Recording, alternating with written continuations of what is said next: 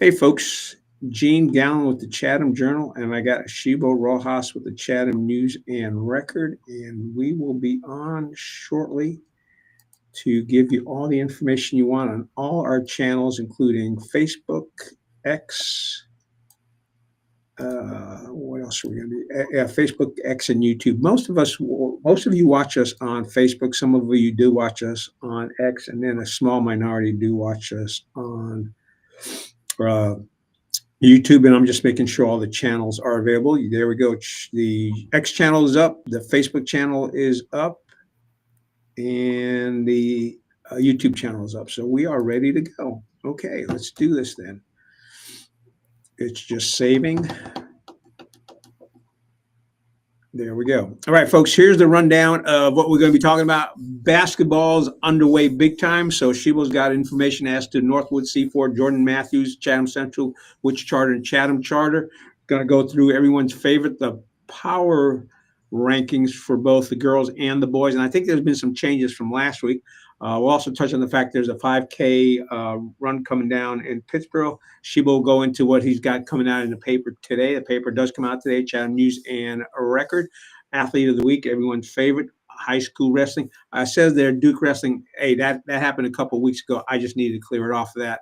And then we'll talk about where we'll be for the next week. I know where I'm going to be tomorrow night, but we'll talk about that as well. So let me get the screen off, and then let me go and find Shibo. All right, Shibo, let's start off with basketball. It's the beginning, but we're like right in the middle of it. So I'll let you tell folks what's going on with basketball.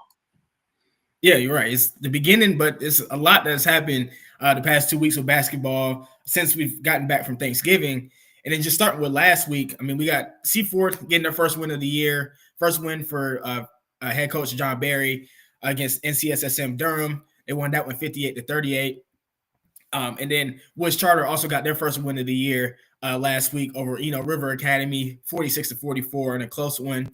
And then big game we went to, that I went to last week was Chatham Central hosting Southeast Alamance on the boys' side. And that one, Chatham Central built about a 17-point lead, I think, in that first half, led by 10 at halftime. And then Southeast Alamance came out the break and put the pedal to the metal with their pace, getting down the court, getting fouls, and just really playing really good defense on Reed Albright there, smothering him, even though he still got his amount of points that he usually gets on a nightly basis, but wasn't the best shooting night for Chatham Central. And I know they talked a little bit about conditioning. They're still trying to get some guys back in shape, especially Brendan Oldham that came from football, and getting those guys going for the season. But Chatham Central is still a pretty good team going into the conference. Southeast Alamance is really good. And we're going to talk about this week a little bit as well. I mean, this week we had Southeast Alamance giving Northwood a really good game. Just on Tuesday, Northwood only won that one 69-65. And Cam Fowler poured in 22 points in that one. Chad Graves had 16 in that one. So it's been really competitive in the conference so far with the beginning of conference play. And then probably the biggest win I think we probably will get within the last 2 weeks is Woods Charter knocking off Chatham Charter for the first time ever on Tuesday, 37-35. And in that one, the game was tied at 35 with 9 seconds left. And then you have sophomore guard Alden Phelps. He hit a contested go-ahead layup with 1.5 seconds left on the clock to give Woods Charter the lead. Chatham Charter couldn't get a play going with that last second there. And that ended the game. I mean, Chatham Charter was without Gabe McCoy in that one, but just a big win for Woods Charter and head coach Leonard McNair. Just another indication of, the positive steps that the program has taken since he's taken over with, they making the playoffs last year, and now they're getting a big win over the rival for the first time. And then going back to the Chatham Central boys, once again, I was at their game against JM this week, the big rivalry game. Chatham Central really got a bounce back game from that one after Southeast Alamance, and really controlled the paint early on, especially with Brendan Oldham going against his former team. He came out ready to go. Talked to him about that, and he just wanted to play ball in that one, which is really what he did. Reed Albright came alive in the second half of that game and went on a run himself in that third quarter to kind of put Chatham Central further ahead because I think it was only a 7-point lead for them at halftime. So Jordan Matthews showed some fight in that one too, as well. And as we talked about earlier, they have a really young team with some athleticism and a group of kids that are really hungry. And like we said, the young freshman mistakes, do show up in some of their games, but they're still going to be a really tough team to kind of put away once they get some things together down the stretch. So also Jordan Matthews, they did lose their conference opener last week to Cummins 59-51. So just a little bit of where they are in conference play, 0-2. And then they have, I think, a pretty tough stretch of conference games coming up. I think they're getting ready to play Southeast, Northwood, and some other really good teams in the conference as well. So will be a good test for Jordan Matthews next week in the coming games to see where they really are as a team and what they have. So power rankings from last week. They're not going to reveal this week's power rankings yet because we'll have that out in next week's paper. But from last week of December 2nd, for the boys, we have Woods Charter at 6, and this is before this week, of course. Seaforth at 5, Jordan Matthews at 4, Chatham Charter at 3, Chatham Central at 2, and Northwood at 1.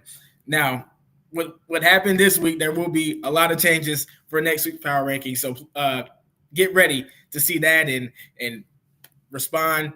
Tell us how you think about the power rankings because it looks like there's going to be a lot of movement this year with how competitive our county teams are, and especially Seaforth will get to play Woods Charter on December 20th. So we'll get another in-county cross classification matchup that should make for some interesting moves in the power rankings as well.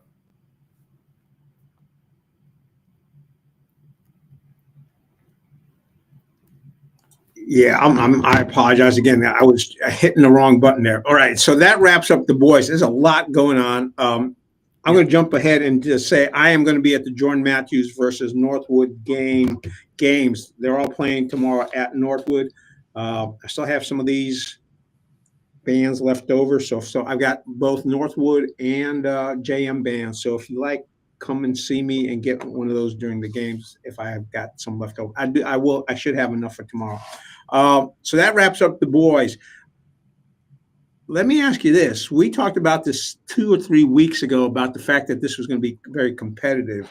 And you've got Northwood up there and Chatham Central. Are you seeing those as really button to heads?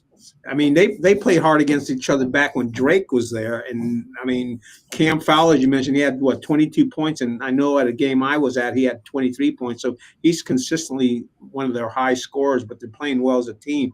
So what's your feel? Again, you've mentioned the power rankings. You got Chatham Central and Northwood up on the top. When those two teams come up against each other, what is your feel as to how things will go? Well, initially, kind of looking at where both teams are right now, I do think Northwood still has the edge. I think it will be closer than last year when Northwood had Drake. And even, like you said, last year, Chatham Central was giving Northwood really good games. Probably their closest games in the conference last year. This year with Chatham Central, they are better, I would say, than last year. Of course, adding Brennan Oldham and Reed coming into his senior year, having another guy that can score just as much as him as well. And they also have some good other supporting cast members like Luke Gaines, Jeremiah Young, Aiden Johnson, who's been really good on the boards this year and was good on the boards last year, that can really do some good things for them. But I do think that Northwood might be a deeper team than Chatham Central right now. Just from what I've seen from Chatham Central, they run a pretty tight rotation. Northwood, we saw them early on in the scrimmages this year. They have a good number of guys that can go in for defensive purposes, shooting purposes. Bo Harvey is still there to knock some shots down. You got Josiah Brown, who's coming in, knocking a lot of shots down at the guard position. And then, of course, your two big ones, Cam Fowler and Chad Graves. With Fowler, I think he's averaged 21 points per game in Northwood's first 4 games this year. And Chad Graves, of course, is still a force down low. So I think it's going to be closer this year between Northwood and Chatham Central. But I will give the edge to Northwood this year. And as we've seen with Northwood going to Southeast Alamance on Tuesday, Southeast Alamance is another team both of those teams should worry about in the conference. And of course, we'll talk about Southeast Alamance girls as well coming up. But yeah, the Stallions are building a pretty good basketball program here in this is their second year of existence, I believe. So it's going to be a really competitive season here at the top of the conference, like you said, and I can't wait to see how it shakes out when all these teams get to play each other again and for the first time. Yeah, I was going to ask you about teams in the conference that were out of the county, and you brought up Southeast Alamance. I see them as being a strong contender as well. Again, there's some towards the bottom, but are you seeing right now in the 1A, 2A conference, the Mid Carolina Conference, Chatham Central, Northwood, and Southeast Alamance as being the top three or the most competitive? And what are the chances, Coach Berry with Seaford bringing that team up in the ranking? Yeah, I mean, I think they have a really good chance to be up there as well as that 4 team that could be competitive with the top 3 in the conference, because they're still getting together with Coach Berry, learning his systems, and we talked a little bit about that. They had a little bit of lapses in executing plays, early on in the season, but they're picking up some wins now. They're going to get to play, of course, all these teams and get a chance at them to see where they at against the top in the conference. And it just depends on how they do in those games against the top teams to see where they really are. Because, of course, we know in the conference there's a lot of teams at the bottom that aren't the best, competitively to gauge your team against. So, just to see what Seaford does against Chatham Central, I think that game is coming up pretty soon. Northwood, they'll get to see them in January. And, of course, Southeast Alamance as well. Which has always been, which was a pretty good matchup last year for Seaford. So interesting to see how that matchup would go for them this year with Coach Berry and what he's bringing to the table. Yeah, and like you mentioned 2-3 weeks ago, it's definitely going to be an interesting basketball season. So, folks, if you want to do something in the evening, early evenings, go out and see a local game, see the local players play against each other. Anything else on the boys, or are you ready to jump into the girls? Yep, we can go to the girls side of things. All right. Yeah, so girls basketball, just as busy as the boys early on this year as conference play has picked up and the season is rolling now. Northwood, so we can start with last week. I mean, Northwood, they extended their win streak to 4 with a win over Eastern Alamance, 43-35. And they dominated Northmore last week as well, 58-18. So they got the season started on a good note. But we'll come back to Northwood in a second. What happened this week? And then Jordan Matthews, they won their first game of the season last week over Cummings, 43-31. And then we had Jada Scott in there having a really good game, 17 points, 13 rebound, double-double. And we'll talk more about her later on in the stream as well. And Kelsey Morris, she had 10 points and 10 rebounds. Big addition for Jordan Matthews this season. I think she played her freshman year, but took a break, came back her senior year, and has provided some leadership. You see her talking to the young players on the court, telling them where to go, what to do. She's a really valuable veteran for the Jets this year as they try to improve from last season. And then we have Woods Charter also winning their first game last week of the year over Eno River Academy, 33-19. Wesley Oliver with 15 points in that game, and the Wolves came away with 16 steals, so a really good defensive outing from them.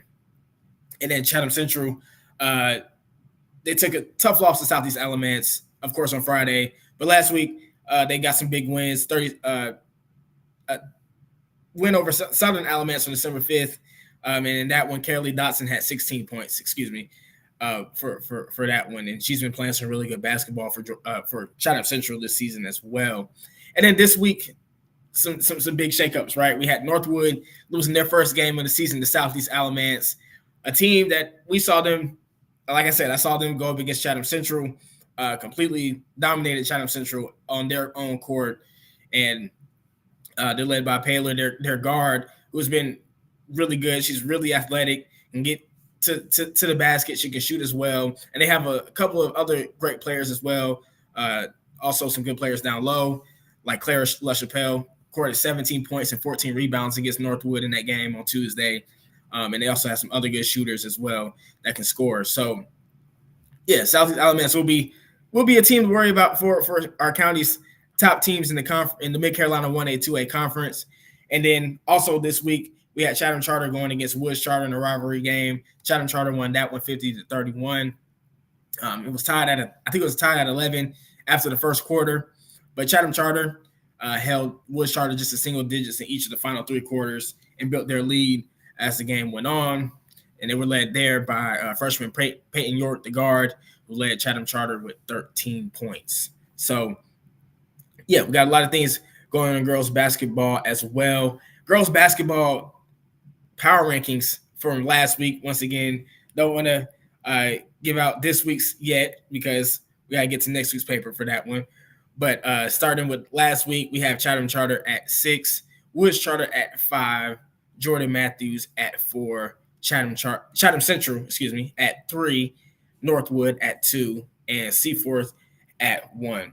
And now there will be, like I said, some mix-ups, of course, with next week and with how the week had went for girls basketball this year. I mean, this week. And then also I want to mention Seaforth as well. Seaforth, I mean, they've been playing some really good basketball and taking care of business in their early games here. They won in dominant fashion over Graham, 53-10 on Tuesday, which was their fifth win in a row. Gabby White, of course, leading the charge once again. She had 16 points in that one, and 8 other Seaforth players scored in that game. So Seaforth has been doing what they're supposed to do, in these early games. Once again, we talked to them early this year. They really had that chip on their shoulder from last year. Really want to get back to that state final, of course, where they were 2 years ago and finish the job this year. But I know we talked about Northwood also as well, adding Sydney Ballard, having some other girls come in. And, of course, the Glover twins playing some really good basketball. They're looking like they could also compete with Seaforth for that number 1 spot, not just in the power rankings, but also in the conference. So we'll just have to see, when those two teams see each other in January. That'll be pretty exciting to see how that matchup plays out. And maybe we'll see a switch in the power rankings. Who knows? I don't know how that's the power rankings. They may switch or may not switch because, again, last year they played tough against each other, and one time Seaforth would win, another time Northwood would win. The feeling I get watching both teams play is that Seaforth seems to be a little bit more cohesive, and they've got their roles played out well. But Natalia,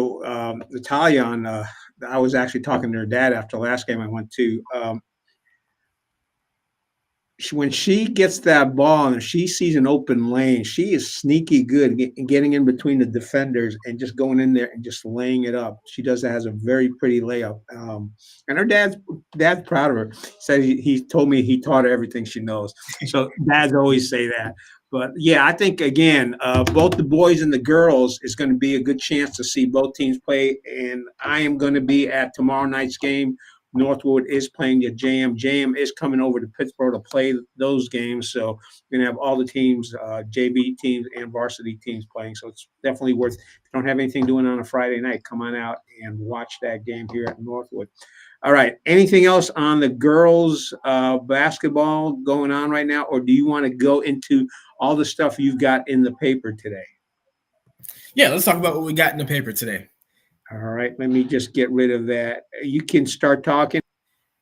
All right, yeah, so in the paper, of course, we have our usual Winter Sports Roundup with all of our boys and girls basketball recaps and some of our recaps from wrestling as well. Of course, we have stories from Chatham Central's boys and girls dropping their conference openers to Southeast Alamance. And last week, we had special guests come down to Siler City and speak to Jordan Matthews fall sports athletes at their fall sports banquet. Hall of Fame baseball coach, formerly at UNC, Mike Fox, was speaking to those athletes on Thursday night, and he really shared a message of, just helping others, his testimony with his players and giving advice to the young Jets as some of them get ready to go on to college and have that freedom, and just sharing a pretty inspirational word for the guests there at the banquet. And then, of course, we have our story from Wednesday's game between UNC and Alabama. Powell and Stevenson sharing the court, representing their hometowns of Pittsburgh. So we had recap of how they did. Talked to Gerard Stevenson, Jaren's father, and Sharice Powell, Drake's mother as well, just about that experience. And yeah, just over the overall impact. I mean, in the meaning to Chatham County, to have two great players play some high level basketball right up the road at Chapel Hill, and of course to have them having almost identical stat lines was pretty cool as well. So, and they also shared, encouraging messages about each other after the game. They really enjoyed seeing each other on the court, even though they didn't say much to each other on the court. They're not the closest as far as and not the most talkative people, but just to have two people from the county in Pittsburgh that have provided some great basketball to watch over the years, was just a great moment for the county. And yeah, that's all we got in the paper this week. Gene, you ready to go into Athlete of the Week? Yeah, just about. But I was going to say, you and I were at that game, Alabama versus UNC, and we saw it as the Battle of Pittsburgh. I don't think anybody else did. A lot of Chatham County folks were there. But yeah, it was funny because I was trying to get a picture of the two of them together before the game. But the thing is, each team has their own routine and process pregame as to what they're going to do. Drake was out there shooting early. Jaren was out there shooting with his team. And so I didn't get a chance to get a picture of them together. I did get a quick glass look at them as they shook hands at the end of the game. And there were a couple of times, like you had mentioned, where they went up against each other, but their stats did come about equal. So it's nice to see two Chatham County players doing well on a collegiate level. Drake over at UNC and Jaren at Alabama. All right, we are ready. Let me cue up the hold on, I gotta cue it up so that I'm ready to hit it when you give. See, I'm just doing this because Shibo's mom said I need to get better with graphics. Oh no, she's good now. She enjoys what we do, so you don't have to feel too much pressure. Oh no! Look, I just got to make you look good because that's the most important thing here. Is you always got to look good for mom. It doesn't matter how old you get or how old your mom gets. It's always important to have that thing. And I know I had it in there. Well, why don't you go ahead and start, and I will pop it up as I find it. Oh, here we go. Go. Yep, our athlete of the week, as you can see at the bottom of the screen here, Jada Scott from Jordan Matthews girls basketball team. Forward, she's been having a really great season so far, and she earns athlete of the week after her performance against Cummings on Friday, where she recorded 17 points, 13 rebounds, securing her second double-double of the season. And I think as of Monday, she was averaging 12.7 points, 12.7 rebounds. And like we said, just a really great player for Jordan Matthews. She was a freshman last year and had a big role for their team last year as they tried to work around their youth. And now as a sophomore, she's stepping up also as a leader for the Jets as they try to improve from last year. Even against Chatham Central, I mean, she's really good in the paint, getting rebounds, fighting for the ball, and also putting putbacks up and getting buckets at the rim. So congrats to Jada Scott and Jordan Matthews. And we're looking forward to seeing how the rest of her season and the rest of the Jets season goes as the season continues. Yeah, congratulations to Jada. And a reminder, she is playing tomorrow night. JM's playing against Northwood. I'm at 79 West. They're playing right across the street. So come on out if you got nothing to do even if it's cold, come on out. It's warm inside the gym. And you can come out and do that. The other thing, a couple of things I just want to do, I do want to add here. Just want to let all the folks know is there's a 5K reindeer run down in Pittsburgh, downtown Pittsburgh. Folks are meeting up at CCCC. You can find information about that on their Facebook page. Just want to say one of the coordinators of that, this is the 20th anniversary, and he's 91 years old this year. So, and he attributes the fact that he's a consistent runner and just being active as to being 91 and fit as a fiddle. That's an old saying. The other thing I do need to let folks know is Saturday morning over at Northwood, after the race from 9 to noontime, they're having a pancake breakfast at Northwood High School. However, between 9 to 10, Drake Powell is going to be there to sign autographs, take pictures. They have a limit as to the number of tickets available. Tickets for adults are 15, 10 for kids. And Drake will be there from 9 to 10. Right now, I think they've sold 144 tickets, so they have about 56 tickets left. Again, you can find that information. Look on it on Facebook, and you'll find Northwood. It's a fundraiser for the Northwood Booster Club. And the other thing, too, is the people going to be cooking up the pancakes and sausage are in the culinary class. So you'll have the kids cooking up the stuff, and Drake will be there from 9 to 10, and you can eat and talk to Drake and get your picture. So that's all I got going on right now. Friday night, I am going to be shooting the Northwood versus or JM games. Next week, Ashibo's going on vacation, so I am going to find someone else to fill in because you're not going to want to spend half an hour and be going, hey, look at this picture. Isn't this a good picture? Because when it comes to sports, Ashibo knows this stuff, but I think we'll be able to find someone, one or two people that will be able to fit in that day. I'm going to reach out to them in the next couple of days and see if I can get them aboard. Ashibo, anything else to wrap this up? Yeah, I also want to just give a shout out to some of our wrestling teams, especially our girls wrestling teams who have been impressive this year as they get started. And I think Seaforth last week earned their first ever dual team win for their girls team over Chatham Central. And they also got the win over Jordan Matthews.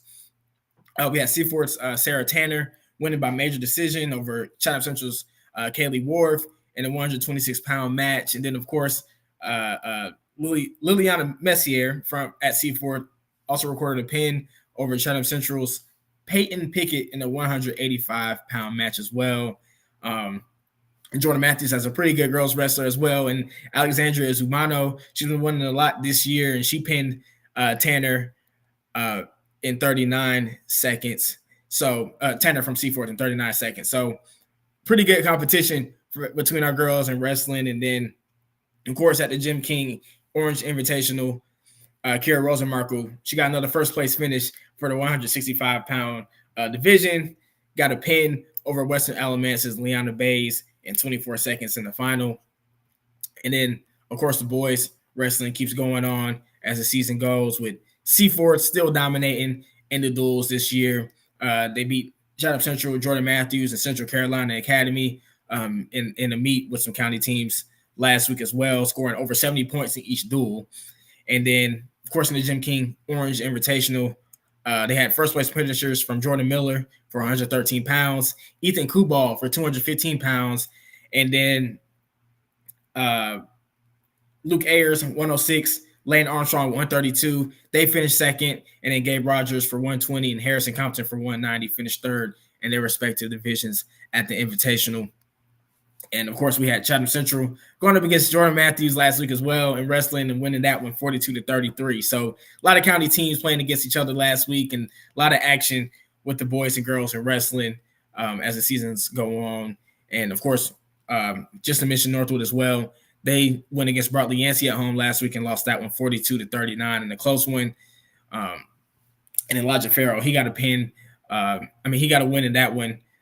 So, yeah. That's just shout out wrestling. Of course, we'll have more swimming and indoor track results coming next week as well in the paper as they got back to action this week.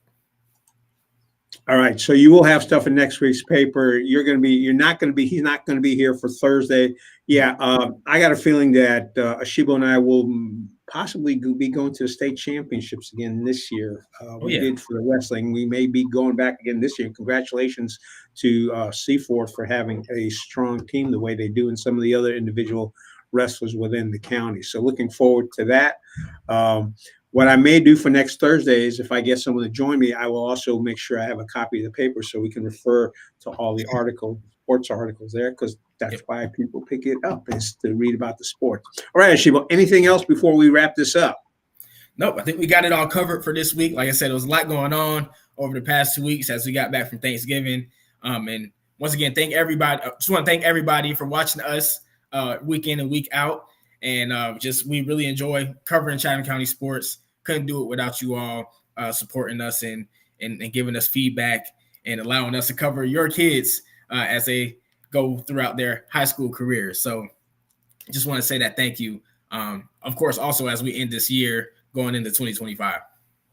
Yeah, folks, and I want to just reiterate what Shibo said. If you see him out there, just say, "Hey, thanks for doing what you're doing." Because those of us who've been in this county for a while are lucky to have a Shibo on, because he's doing stuff that we've had some good sports writers here, but he's doing stuff that haven't been done before. If you're not following him on a Shibo R38 on X, you need to, because what is it? After the last two basketball games, you had interviews with quick interviews, video interviews with the coaches and with the players. And so that's something out there that you see beyond the paper, but pick up the paper, because that's what keeps a Shibo doing what he's doing. So you got to be able to do that. The other thing too is you got, I think last week, or you got a continuation this week on the situation on football in Chatham County, pre-high school football.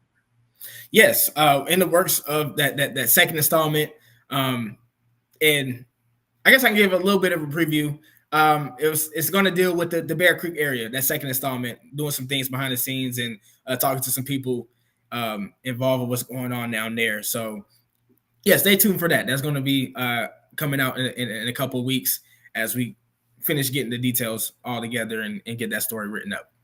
Yeah, it's worth reading that kind of stuff, because he's going a little bit deeper than just the headlines and the sports scores. And the other thing I do want to let folks know is he won an award last year from the North Carolina Press Association. So, and this is your second year being out of school, isn't it?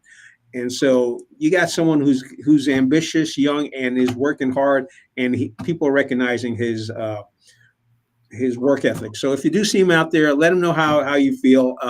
I know we sometimes get grief. How come you don't do this, or how come you don't do that? I think you got some grief for not covering middle school, basketball team, but that's okay.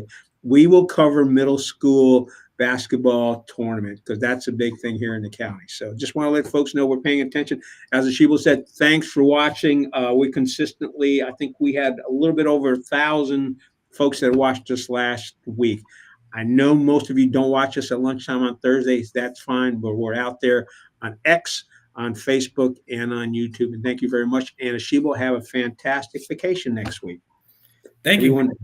Bye.